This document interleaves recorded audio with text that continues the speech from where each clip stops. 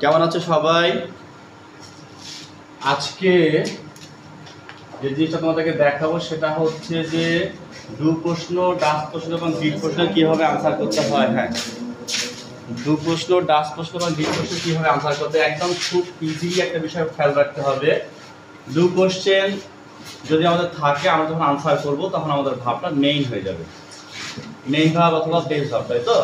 Do you like mango? Yes, I like mango. মনে রাখতে হবে ডু থাকলে ভাবটা মেইন হয়ে যাবে। ওকে, ডাস, ডাস কোশ্চেন আমাদের খেয়াল করতে হবে। ডাস কোশ্চেন থাকলে আমরা যখন আনসার করব আমাদের ভার্বের সাথে অ্যাজ অথবা ইয়েস হবে। সোজা কথা, কোনো কথা অন্য কিছু হিসাব নাই। ডাস কোশ্চেনে ভার্ব কি হবে? ভার্বের সাথে অ্যাজ অথবা ইয়েস হবে। Does she like mango? Yes, she likes mango. যদি আমাদের ডিড কোশ্চেন থাকে, ডিড কোশ্চেন আমার কি হবে? আমাদের যে আনসারের ভাবটা হবে সেটা ভার্বের পাস্ট হয়ে যাবে, ভি টু হয়ে যাবে, রাইট?